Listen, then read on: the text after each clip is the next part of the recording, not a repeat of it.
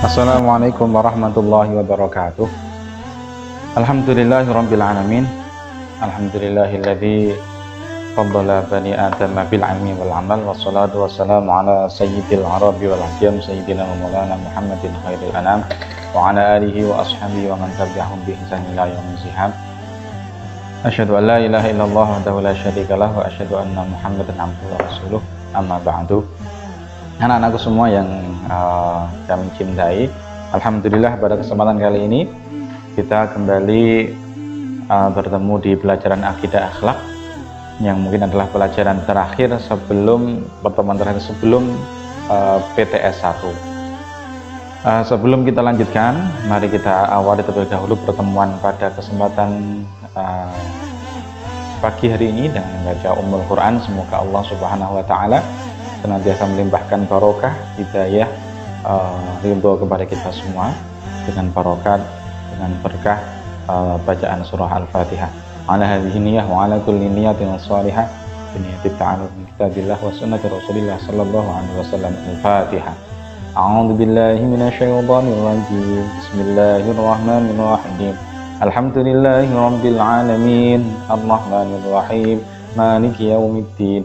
Iyyaka na'budu wa iyyaka nasta'in. Ihdinas siratal mustaqim. Siratal ladzina an'amta 'alaihim ghairil maghdubi 'alaihim waladdallin. Rabbi ighfirli wa liwalidayya amin.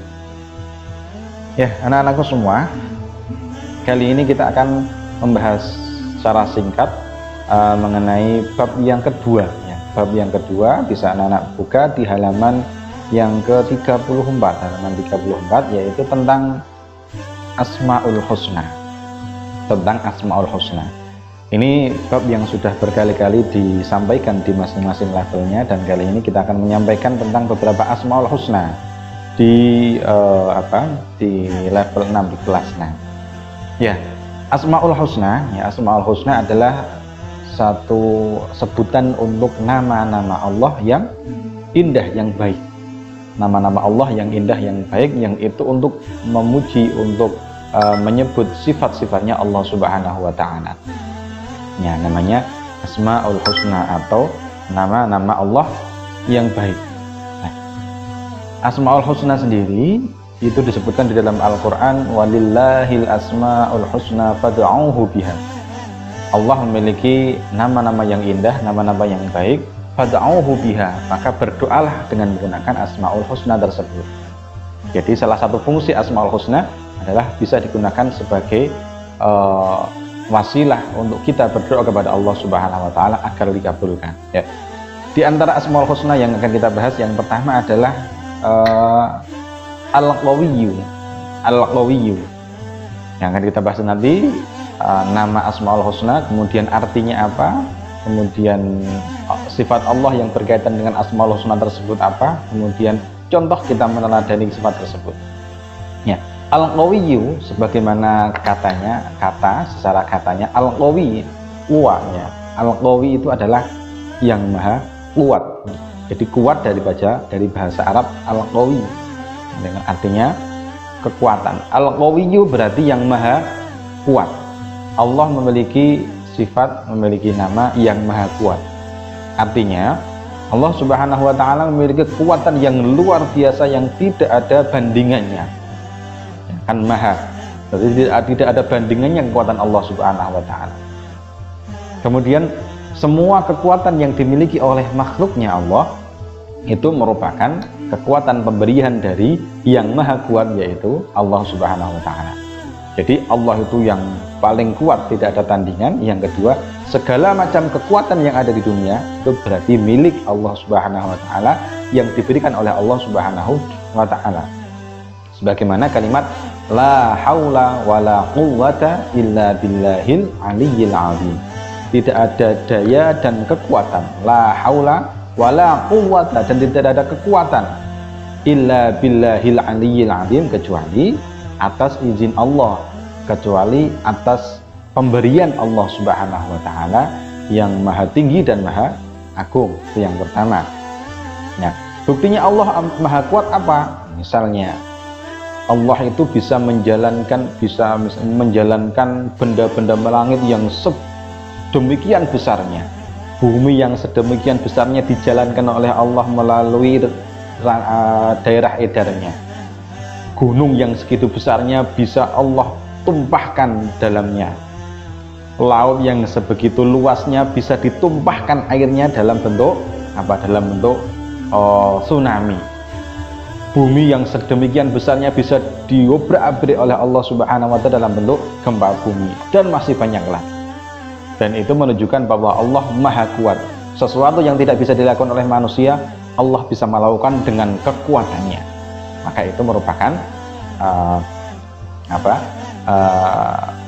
makna dari sifat al-qawinya Allah Subhanahu wa Ta'ala. Begitu juga Allah memberikan kekuatan itu kepada siapapun yang beliau kehendaki, yang Allah kehendaki, maka Allah akan memberikan kekuatan. Misalnya orang Islam di saat menaklukkan pasukan kafir di perang Badar, itu kalau tidak atas kekuatan yang diberikan oleh Allah tidak akan mungkin. Karena apa? Sekian ratus, 300 bisa mengalahkan 1000. Itu adalah kekuatan yang diberikan oleh Allah Subhanahu wa Ta'ala kepada para kaum muslimin. Sebagaimana cerita Sam'un misalnya, itu salah seorang nabi, meskipun bukan dari 25 nabi, tapi diberikan kekuatan oleh Allah Subhanahu wa Ta'ala sehingga memiliki kekuatan yang luar biasa. Ya. Kemudian bagaimana kita cara meneladani sifat Allah yang berupa al-qawi ini? Maka salah satunya kita diberikan kekuatan oleh Allah Subhanahu wa Ta'ala, kita gunakan dengan sebaik-baiknya.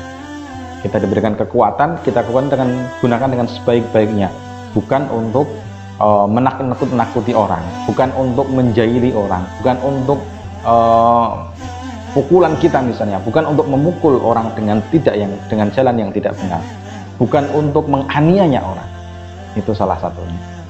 Atau juga bisa kita dengan merasa bahwa segala macam kekuatan yang kita miliki, entah itu kekuatan olahraga, kekuatan dalam misalnya ada yang ahli silat misalnya di kelas 5 kan, kelas 6 kan ada misalnya Mbak Alan Nur, itu semua kekuatan yang kita miliki itu kita yakini bahwa itu merupakan kekuatan dari Allah Subhanahu wa Ta'ala. Ya, selanjutnya saja, yang kedua adalah Al-Hakim. Al-Hakim artinya yang maha bijaksana. Betul, Al-Hakim. Berarti kalau ada nama Al-Hakim atau nama Hakim, di kelas 6 ada Muhammad Zainal Hakim, berarti itu yang memiliki kebijaksanaan. Zainal Hakim berarti Zain itu perhiasan, Al-Hakim kebijaksanaan. Jadi itu hiasannya orang yang bijaksana, ya. Nah, Al-Hakim, Allah memiliki sifat Al-Hakim, yaitu yang maha bijaksana. Berarti Allah lah yang memiliki kebijaksanaan yang paling tinggi di dunia ini. Buktinya apa? Alaihissallahu bi ahkamil hakimin. Bukankah Allah adalah hakim yang paling bijaksana, paling adil, paling bagus adalah Allah Subhanahu wa Ta'ala. Sehingga tidak akan mungkin Allah itu mengadili seseorang itu salah putus, tidak mungkin. Salah keputusan tidak mungkin. Kalau manusia bisa saja salah keputusan, tapi Allah tidak akan mungkin tidak bijaksana dalam memberikan keputusan hukum kepada manusia. Nah, itu Allah.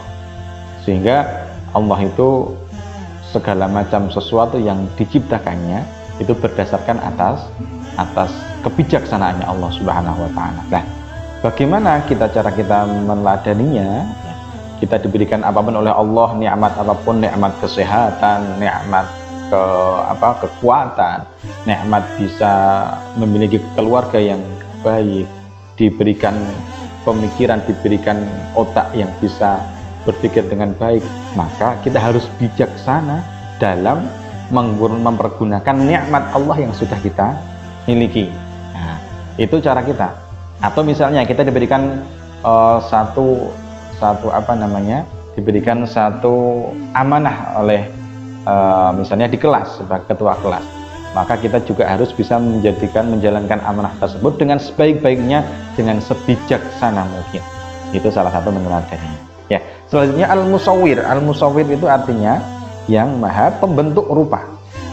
Maksudnya apa, Pak? Allah itu maha paling ahli dalam hal membentuk rupa manusia maupun rupa apapun, termasuk manusia ya. Rupa makhluknya itu Allah paling ahli membentuk rupa, termasuk rupa manusia. Buktinya apa? Allah itu bisa membuat manusia dengan sekian juta manusia, mulai dari Nabi Adam hingga akhir zaman nanti. Itu Allah bisa membentuk sedemikian rupa manusia dengan kemungkinan tidak akan ada bedanya, tidak akan ada kesamaan di antara manusia satu dengan manusia yang lainnya. Ya, contohnya misalnya yang paling mudah, manusia itu punya sidik jari, punya retina. Kita mengetahui adanya fingerprint, fingerprint atau absen sidik jari. Kenapa kok ada absen sidik jari? Karena tidak ada satupun manusia di dunia yang memiliki sidik jari yang sama. Ini kekuasaannya Allah. Allah yang bisa membentuk rupa manusia, termasuk sidik jari, kemudian retina. Retina juga tidak ada satupun manusia di dunia yang sama retinanya. Sehingga bisa saja gitu langsung bisa terdeteksi. Oh, ini Aldin misalnya. Oh, ini Pak Afan misalnya. Ini keahlian Allah yang maha luar biasa, yang maha pembentuk rupa. Termasuk menjadikan orang yang sangat cantik bisa, menjadikan orang yang sangat tidak cantik juga bisa. Itu keahliannya Allah Subhanahu wa taala. Ya. Nah, kita agar kita bisa meneladani sifatnya Allah dalam hal al-musawwir, maka kita harus bisa menghormati siapapun manusianya, siapapun orangnya, dengan model apapun, dengan bentuk wajah apapun, dengan warna kulit apapun, kita harus menghormati. Karena apa? Itu semua adalah ciptaannya Allah yang maha pembentuk rupa. Kalau kita mengejek atau misalnya dalam hati ini kita terbesit, bocah kok elek kayak ngono, bocah kok ireng kayak ngono, itu berarti secara tidak langsung kita mengejek ciptaannya Allah yang maha al-musawwir, yang maha pembentuk rupa. Maka bagaimanapun bentuk wajahnya, bagaimanapun warna kulitnya, bagaimanapun paras wajahnya, maka kita akan harus menghormati, maka kita harus menghargai, karena itu merupakan ciptaannya Allah yang maha pembentuk rupa atau al-musawwir. Ya. Selanjutnya setelah al-musawwir ada al-qadir. Al-qadir itu yang maha kuasa. Allah maha kuasa atas segala sesuatu. Menciptakan segala sesuatu itu maha kuasa, bisa, apapun bisa. Tidak ada satupun yang Allah tidak bisa. Bahkan dengan sangat mudah Allah itu menciptakan sesuatu.